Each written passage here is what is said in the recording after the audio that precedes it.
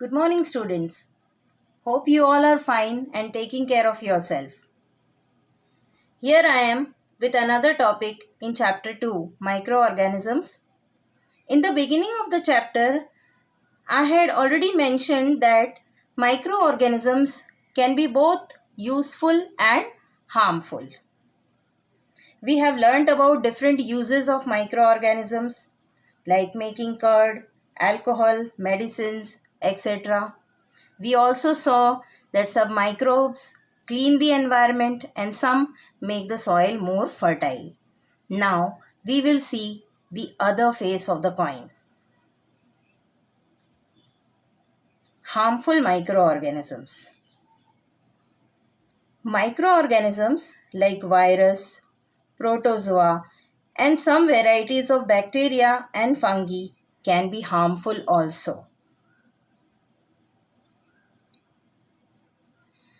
Some cause diseases in plants, animals, and humans. Common cold, polio, TB, etc.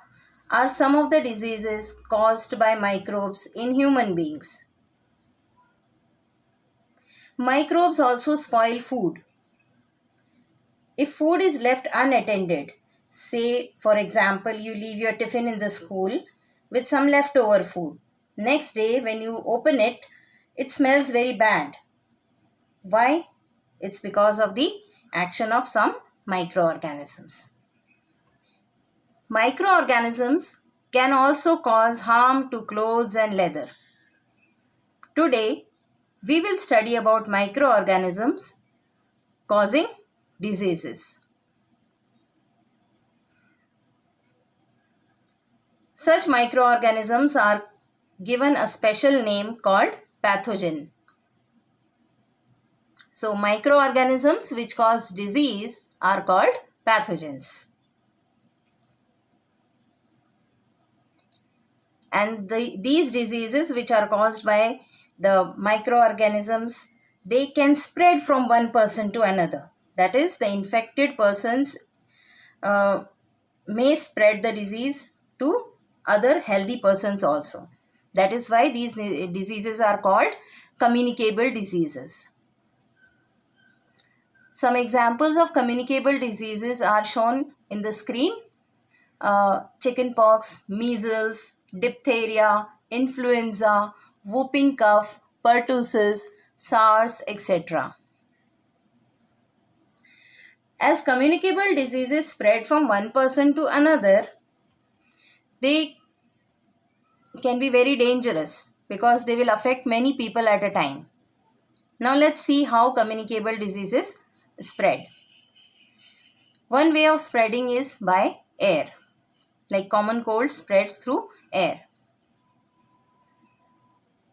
These diseases can also be spread by contaminated food and contaminated water. They can be spread by contact also. Suppose one student in the class has got chickenpox, so it is likely to spread to others also. These diseases also spread with the help of vectors. Now these vectors are animals which carry the pathogen in their body and they spread the disease. So we call them carriers also.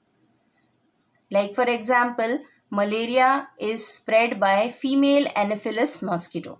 When female Anopheles mosquito has the pathogen Plasmodium in its body and it bites a healthy person, then the person may get malaria. Some diseases like typhoid, cholera, etc. spread by using contaminated food and water. Uncovered food, dirty water, unhygienic conditions help in spreading the diseases. Diseases like fungal infection in the skin may spread by contact or sharing personal things. Carriers play an important role in transmitting diseases like plague, dengue, malaria, etc. Let us see from this slide how malaria spreads.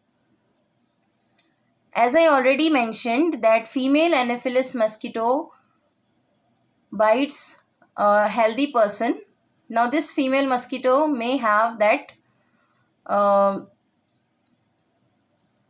protozoa Plasmodium. First, it might have bitten some infected person. The protozoa is present in the liver and the blood cells of the infected person.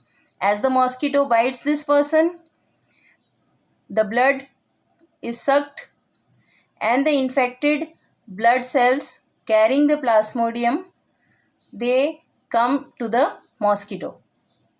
Now, this mosquito bites a healthy person, injecting this Plasmodium, that is the protozoa, in the healthy person, and in this way the healthy person also gets malaria.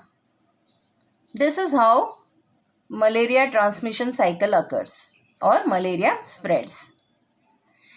Here is a table showing some of the diseases caused by microbes, their mode of transmission, pathogen causing it, and preventive measures. Starting from malaria, female Anopheles mosquito is the mode of transmission, that is the carrier.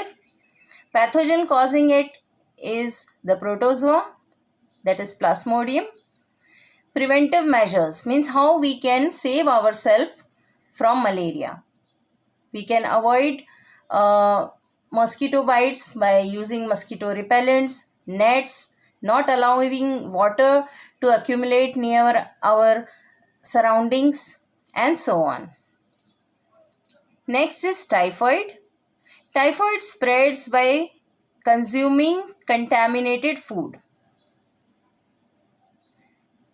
like open food, uncovered food, street food, and so on.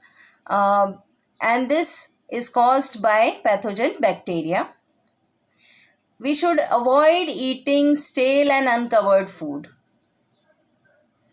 Third is common cold. It is spread by air and the pathogen causing it is virus. Washing hands regularly, avoiding contact with the patient can save us from common cold. And lastly, here in the table we have ringworm. Direct contact is the mode of transmission and fungus is the pathogen.